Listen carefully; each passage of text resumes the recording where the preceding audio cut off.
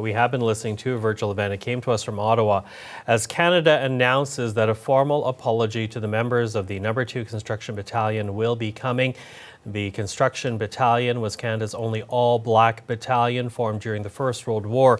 Formed because of systemic racism, the leaders at the time segregating these volunteer soldiers and not trusting them with guns, but deploying them as builders for critical operations overseas, also subjecting the members to racism during and after their time of service.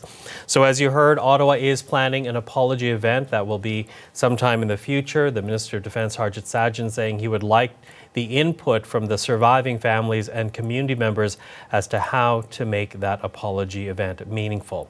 So to that, I would like to introduce you now to two people who have been watching today's ceremony very closely. In Waterloo, Ontario, we're joined now by Kathy Hogarth. She's an Associate Professor of Social Work with the University of Waterloo, also Special Advisor on Anti-Racism and Inclusivity to the Office of Vice President at the University. And in Halifax, we are joined by Sylvia Paris Drummond. Her father, Joseph Paris, served in the battalion and was one of the men featured on a Canadian stamp honoring them. She is also the CEO of the Delmore Buddy Day Learning Institute. So welcome to the two of you. Thank you. Thank you. Sylvia, I'm going to ask you to start our conversation right now because I'm wondering how important this moment is to you, for your family to finally have the No. 2 Construction Battalion acknowledged, and also to know that at least a formal apology is coming for the racist policies and attitudes that they were forced to endure.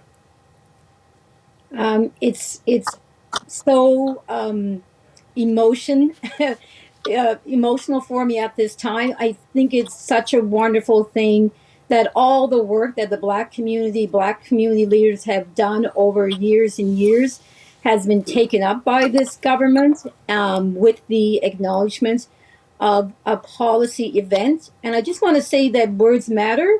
So I'd like to begin by saying let's replace apology event with apology commitments.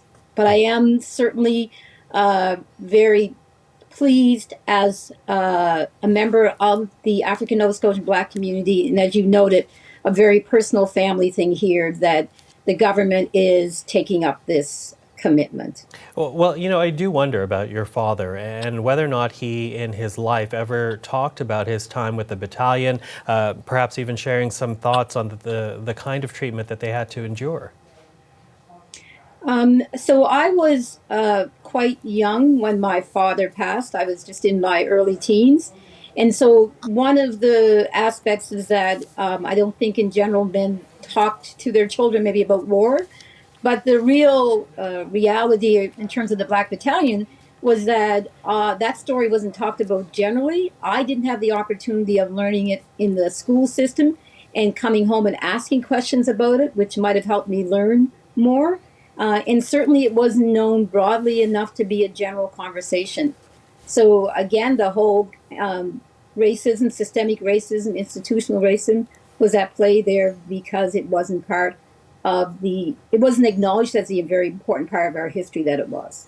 You know, Kathy, that brings up an important point, because you and I, we've talked in the past about how so much of the knowledge in this country when it comes to Black history starts and stops with the Underground Railroad, and really generally a positive narrative when that is shared.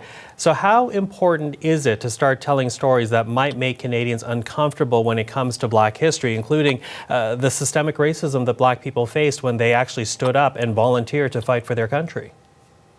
I think it's really important for us to understand that we can't move towards meaningful change, the kind of meaningful change that's been repeated over and over in the intent for an apology. We can't move to meaningful change unless we have an accurate accounting of our history and the historical injustices.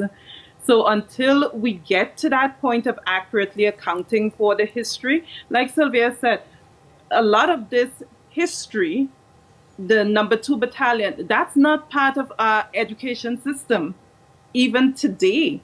And so how do we move forward? An apology, and even the intent for an apology is really only as good as the steps we take forward towards change. And that's interesting because I want to bring you back, Sylvia, because as you said, you want to change the language of this. You don't want to just talk about an apology event. You want to talk about apology commitments. Now, the minister has said, the Minister of Defense, Harjit Sajjan, he did say that he wants the input as to what this apology is going to look like. What would it look like for you? What do you want to come out of this formal apology? So I have the benefit, as we've acknowledged, have the lived personal experience here with my father, with my uncle, and with my kinship Black community broadly. I also want to just comment from the aspect of my understanding and my work around policy work. So when I say, for example, the language of commitments, when we do work around anti-Black racism, particularly here, anti-racism and equity, the folks that are trying to address something, so in this case, the federal government, they need to do their homework, their background work, and come with some suggestions about what might be substantive in terms of change that they have locus of control over. So this should not be treated as like, oh, come tell us everything and we'll think about it or try to do it. It should be a real collaboration. So it begins with the folks who have positional power structures to be thinking about what it is that's most impactful where they set to have changes in the institutions. And I don't want us to miss what's an important part of what I heard here too with Mr. Ruck telling us, that story of what was written and what we know about. I don't want to miss that the community had its own agency and its own resilience, because it was those voices, retired Captain George Borden, Senator Calvin Rupp, it was those voices that brought things to accountability. We don't hear in this trend of stories that have been told about folks within the system being more intentional or more direct about helping make sure the story was told. Yes, there's collaboration, but I always want to honor the impact, the work that happens in our community and that continues to happen to right changes. And I tell you, a substantive change would be if that story gets changed. And so that we're actually really working together and people are using the position that they have to open up spaces and to create opportunities for addressing these issues, and not having it overly burdened on the folks who have suffered these injustices. Mm-hmm. Kathy, I want to get back to this idea of the telling of the story and the agency as well as repeating the history. We heard it from Sylvia, we heard it from Sean Fraser, the MP for Central Nova, who says, here we are in Nova Scotia, and we didn't even talk about the 2nd Construction Battalion. So where is the movement right now to try to make Black history, just acknowledge the fact that it is Canadian history, it is everyone's history to know? Where are we in that process right now? Where would you like us to be? What I would like is, there's been some significant work happening in Senate. So Wanda Thomas Bernard, a senator, has been pushing for the emancipation bill to recognize emancipation as a day we commemorate in Canada.